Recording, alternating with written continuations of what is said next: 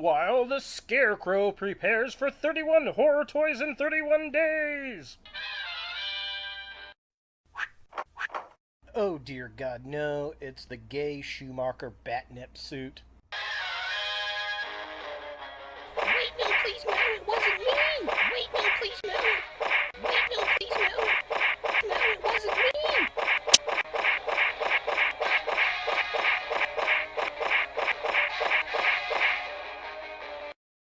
You suck. Adam West would be spinning in his grave.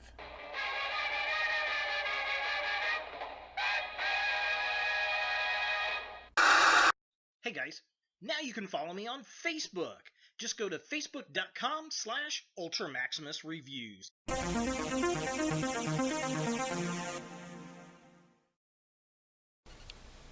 Hello YouTube, Ultra Maximus back with another retro review, and today we're going to rewind it all the way back to 1995 with Batman Forever! And this is the Guardians of Gotham City 2-pack that came out from Kenner. Now, I found these figures over at the Toy Drop on the south side of Indianapolis. If you're in the Indy metro area, that's definitely a store I think you should go check out. They got a lot of really cool stuff in there. They got some really decent prices, and it's just fun, and it's run by really, really nice people. I'll add links to their YouTube channel. They put out like little commercials, I guess, little videos of what's come in on a weekly basis, which is cool. And they've also got a Facebook page, so definitely check the links out below. So looking at these figures here, yeah, I'm definitely digging them. They were $3 a piece, and I found the Batman first, and then I kind of looked back to see what else was on the shelf, and Robin was actually right behind him. And considering the condition of these two figures, I mean, they are primo. This was probably in some collector's, collection, and they've probably been together since 1995. Now, unfortunately, their accessories are long gone, but that's okay because, well, they didn't really have anything but a batarang, and I want to say a grapple gun, but I can't remember. Check the thumbnail out on the video here. It's got a picture of them in the box. The interesting thing about this set, though, I noticed, is that Batman does resemble Val Kilmer, which is kind of cool, and the costume actually looks pretty decent in this form. It just didn't look that good on the screen. And I really wonder if Robin here was done before the actual film came out, because he doesn't look right.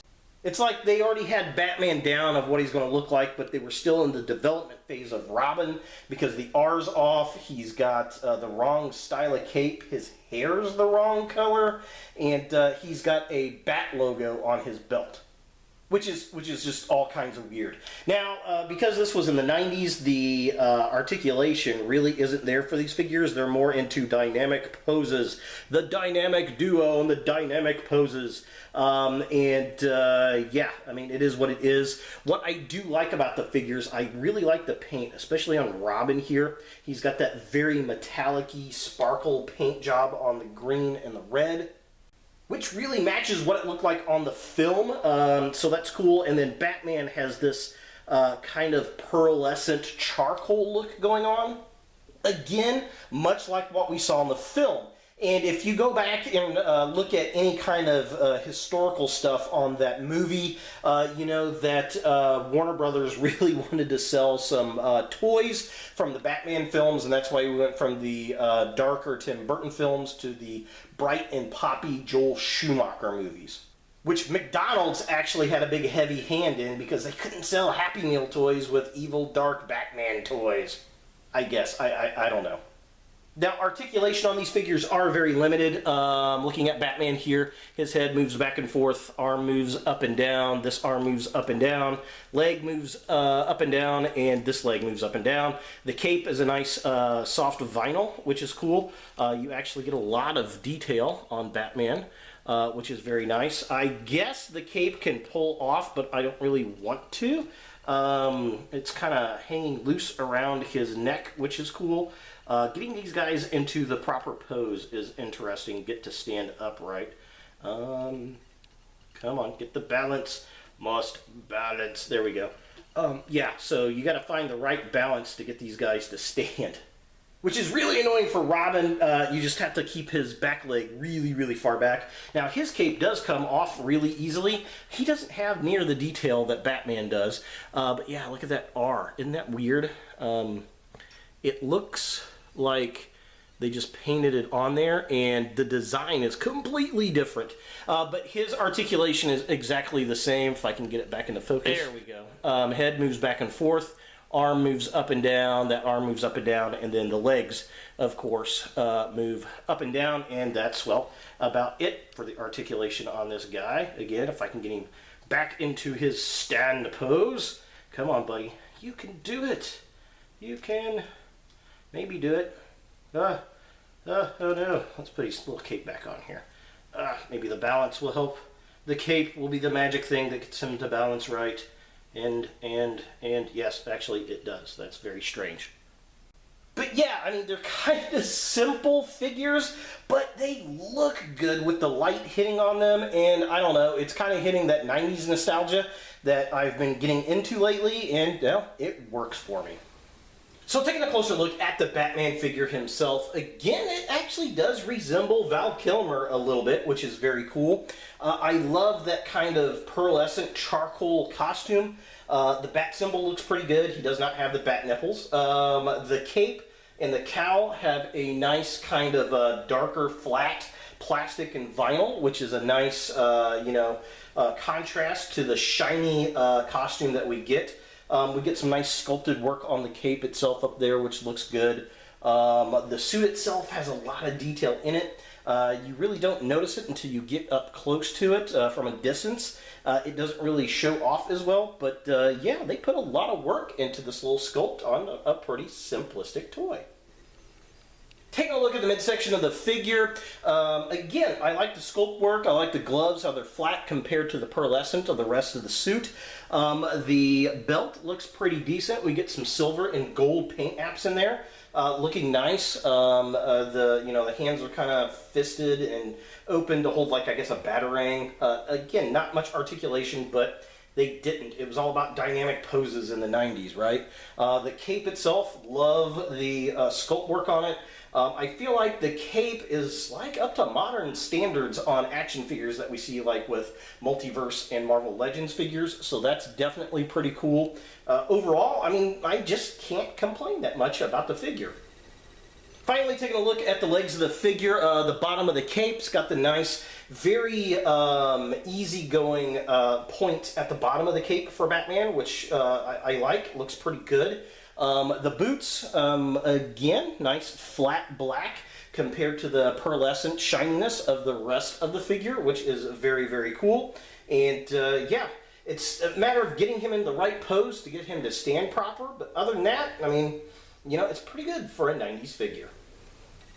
And taking a closer look at Robin, as I said at the beginning of the video, I really think that this toy was produced from pre-production art, because the R is completely wrong. It's a different design. It's got points on the top and bottom. He's kind of got this up collar like the old school Robin, and the hair doesn't look right at all. It's like almost a light brown color, which is very, very strange. I do like the detail in the cape though back there with all the wrinkles and everything. That looks nice. The fact that the cape comes on and off really, really easy. Very, very cool.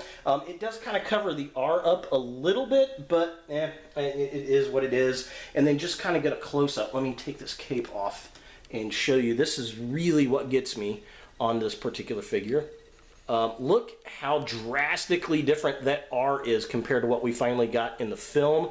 I just feel like that they didn't have the final designs down for Robin when they actually, put the toy together, which is not uncommon. Now, again, I love the color scheme. This metallic red and green still look good like near 25 years later. It's got a nice sparkly coat to it, and it just pops when the light hits it, and it gets it for me. I like it. Now taking a look in the midsection of the figure, again, I love that metallic green. I think that looks really good. He's got the black gloves. His belt isn't painted as nicely as Batman's, I don't think, but that red looks really, really nice in contrast with the green. The cape has got some good detail to it. It also has kind of a little goldish sheen to it, which is kind of nice. Lots of sculpt work in it. I feel like the cape's a little bit too short. I would like to have seen that a little bit longer, but I'd have to go back to the movie and see if that's the case. I don't really recall it being that short, but it is what it is. And finally, taking a look at the legs of the figure, Robin's legs are a little scrawny, but that might be because of the cape on how short it is, which is a bit weird. I like the flat boots. They're kind of high on the figure, but is what it is. We got that nice metallic green that looks really, really good. He probably stands worse than Batman. You really got to get that back leg all the way back to make sure that it stands up proper, but once you find that balance point, it works pretty well. For comparison, here we have a Batman and Robin with Swamp Thing. No, that's not Swamp Thing. It's the Swamp Armor Spider-Man from Toy Biz from 1997, which I still need to do a review on this guy. If you want to see a review on Spider-Man here, definitely leave a comment down below.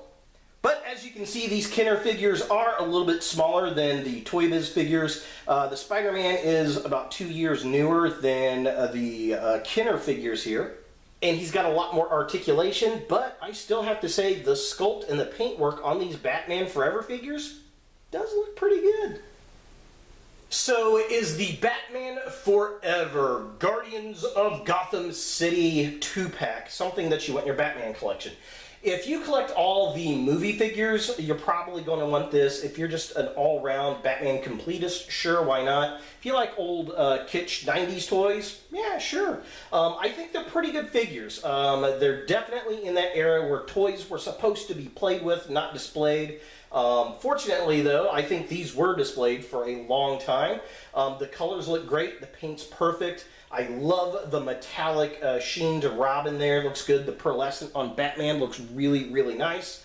You know, it's a shame the movie was terrible. Absolutely terrible. Now, there was a 2-pack with the Riddler and Two-Face, but I don't think they look as good as these guys. I think the paint on these just really came off. Although Robin, like I said many times in this video, I think was based off pre-production art because it doesn't look anything like the final product, which the Batman figure does. So definitely interesting. I'll have to go back and back search that some more. If you know, leave a comment down below. I'd love to hear it. But yeah, there it is. For better or for worse, Batman Forever. Guardians of Gotham City, Batman and Robin by Kenner, circa 1995. Hey guys, thanks for watching. If you like this video, thumbs it up. If you hate this video, thumbs it down. To watch more Ultra Maximus, click on the links to the right. Don't forget to subscribe and share, like us on Facebook, and look for more videos in the future.